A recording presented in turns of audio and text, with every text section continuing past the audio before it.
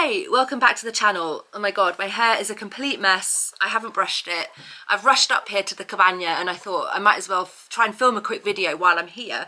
But I'm only here because we're forecast snow in the next few days and I've got the cats and the chickens up here and I needed to insulate the chicken coop. And today I wanted to film a short video to set out my carnivore resolutions for 2024. I've been carnivore for 6 months. Before I started the diet, as I've explained in previous videos, I was struggling a lot with chronic illness. I have multiple sclerosis and although I had rehabilitated myself to a large degree and no longer use mobility aids, I was still struggling with a lot of fatigue and until I started the carnivore diet, and I had a miraculous turnaround, which has been consistent. It's been consistently sustained as I've maintained the diet. So I'm absolutely committed to continuing my carnivore journey next year, 2024. But I have learned a lot in the past 6 months and I just want to, I think that this is a combination of what I've learned and what I know I need to work on. So just a quick video, New Year themed video. Okay, so number 1, eliminate all sugary and processed foods. That might sound obvious. That's literally half of it when you're carnivore, because it's not just what you're eating, it's what you're no longer eating.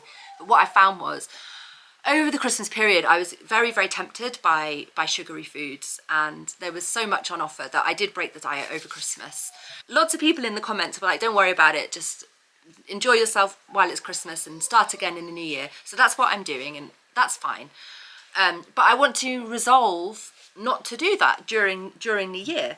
And the reason I've specified sugary and processed foods is that I don't think it's such a big deal to break the diet with a few vegetables here and there and be a bit more ketogenic. So I'm not resolving to not ever break the diet, but what I am resolving to do is not break the diet with the number 1 food that is out, which is sugary and processed. Like, that stuff is poison. If I'm not willing to accept multiple sclerosis treatment, why would I fill my body with poison?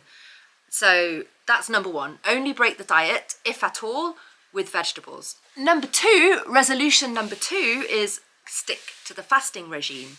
So I've explained in previous videos that over my past 6 months as a carnivore, I initially, when I first started the diet, I was fasting without meaning to. I just wasn't eating because I was in Morocco traveling and whatever, we had a bit of a rough time in Morocco and I just stopped eating completely. And so but when I did eat, it was carnivore, and I came back from Morocco with a high amount of energy, which then sort of tailed off or plateaued a little bit.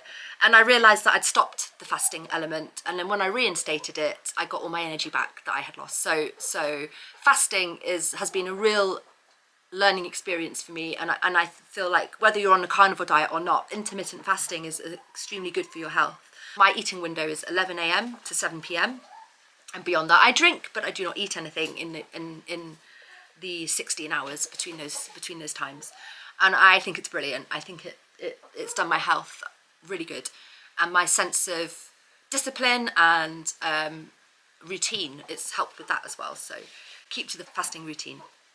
Okay, number 3, seek out more fish. I haven't been doing that. Fish is brilliant. Fish is really healthy, omega-3, whatever, oily fish.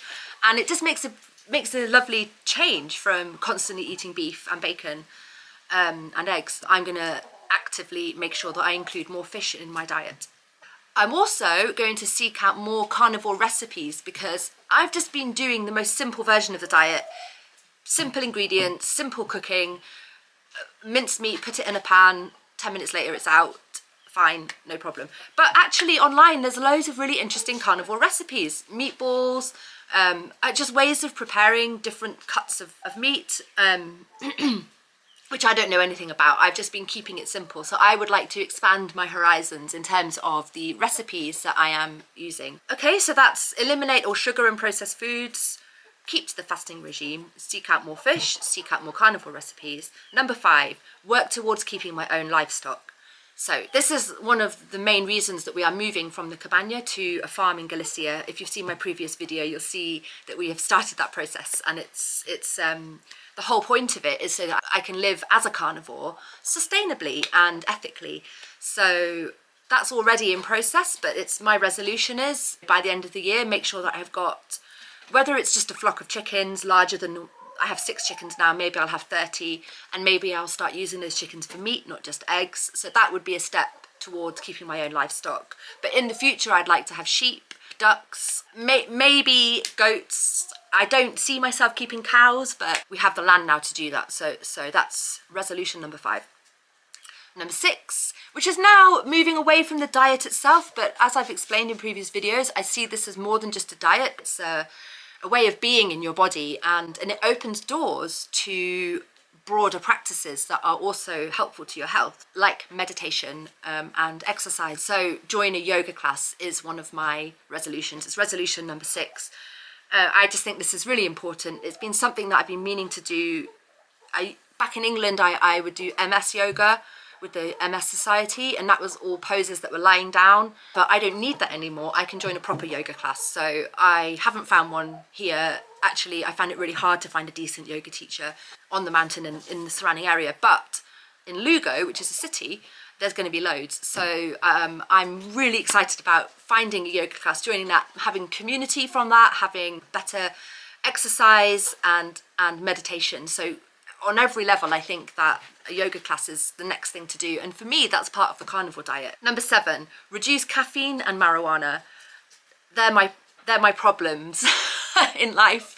Caffeine is probably my biggest problem. I'm fully dependent on caffeine. Loads of people in the comments have picked up on the fact that I'm very jittery, I'm all over the place. I know that it's because I drink too much caffeine. I have done since I was a child. My body is actually dependent on the stuff. I've tried to give it up in the past twice and failed.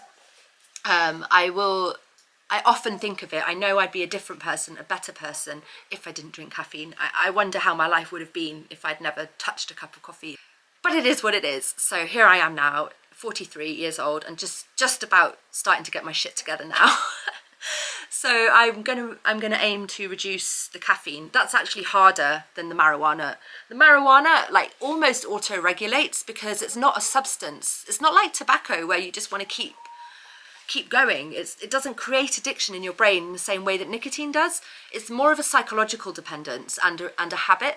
And I needed it for many years. In fact, if it hadn't been for marijuana, I don't know if I'd still be here. It was the one thing that gave me quality of life when I was really sick.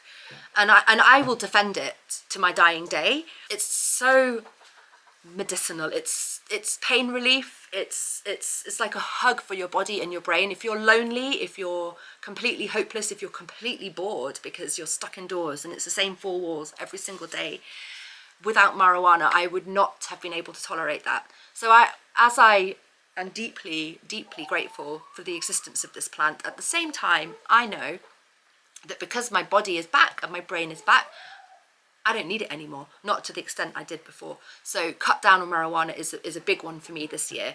It's big, like I can feel the difference. I know when I'm using it medicinally and when I'm using it out of habit because I just like it. That's what it is at the moment. I'm picking up my papers and skinning up a spliff because it's just a habit I've got into and a thing that I find pleasurable. It's not actually something I need. In fact, it's probably something I don't need right now because I'd be lying to myself if I told myself it has no effect on me, which while ill could potentially be a good effect, but when no longer ill could be a bad effect. So I don't want that. I don't want to do my body any harm. I only want to do every step of the way what I need for my body. So that's a big one for me. But as I say, caffeine's going to be harder than that. And I know that the one thing that will mean that I will find cutting down on marijuana easy is the fact that because I have my energy back, I'm going to be busier.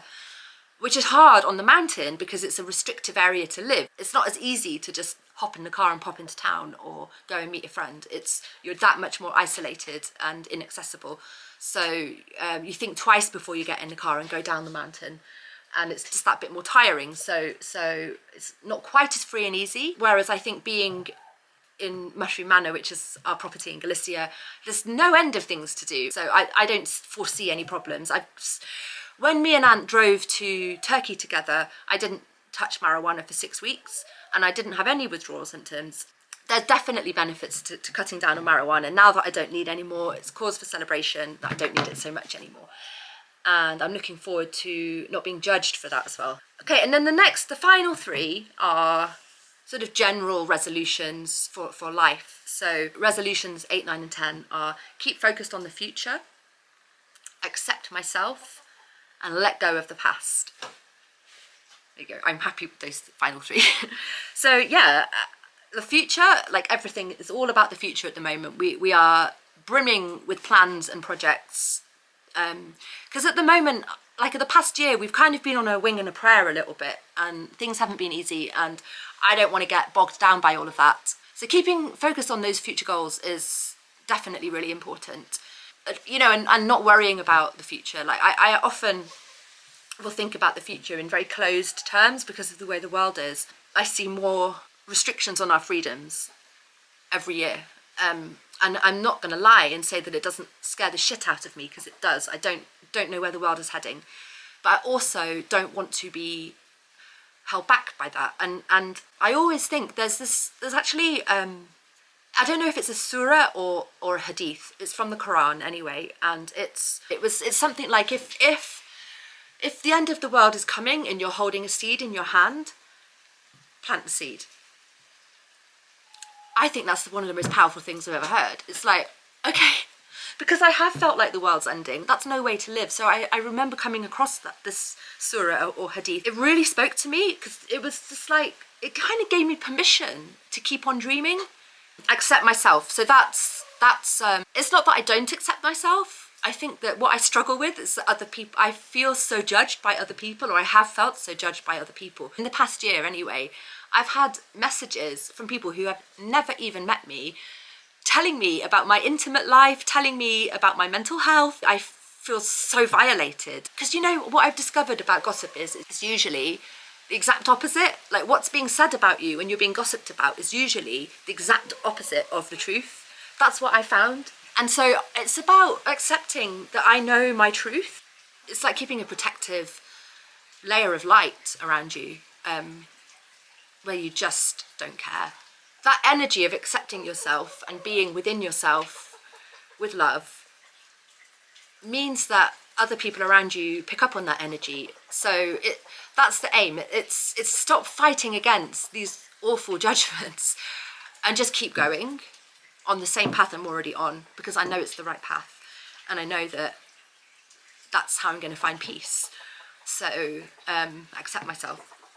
And finally, number 10, resolution for the new year, let go of the past. Since I became ill with multiple sclerosis, I've had a masterclass in loss.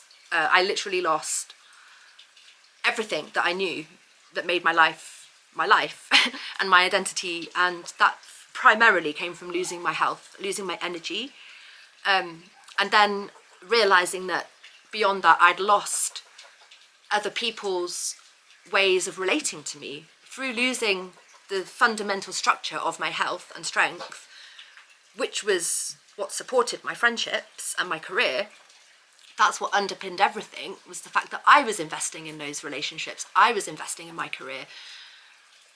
When I was no longer doing that, because I couldn't, they all fell through. The friends didn't meet me halfway. I let them go because I had no choice, because it was on such a scale of loss that I was stupefied by it. I now find it quite easy to let friendships go. When friendships start dragging you down, and friendships can be betrayed in many, many ways. And once the trust is gone, it's gone. I don't mind, because the friendships that I've still got are the ones that are still working, and even if you only have like one close friend, that's enough. Friendships is one thing, but letting go of the mountain has been a bit of a process. I found it quite difficult to let go of the mountain, and unsure whether I'm doing the right thing, and letting go of my attempts to build a community here and starting afresh, keeping focused on the future, while accepting the fact that I am who I am, and if people want to judge me, that's up to them, but not to let it bother me. I think it'd be a really good way to begin this new year and this new life. So there you go, 10 resolutions, which started off as carnivore resolutions and moved more into general life resolutions. But I think that's the carnivore diet all over. It makes you question every aspect of your life and sort of rework every aspect of your life as you get your health back. I find. I was reading some comments online the other day and somebody made the comment that our food pyramid is inverted. I think that's very interesting. I think that our food pyramid is inverted, and that is not one of my New Year resolutions, but I'm just adding that as a final thought. As I say, random video, 10 resolutions as a carnivore, and 2024 is going to be the year where I put my new health back into action and get some shit done. So I really hope you guys are feeling happy and healthy and looking forward to the year ahead. So I will leave it at that. Take care. Bye.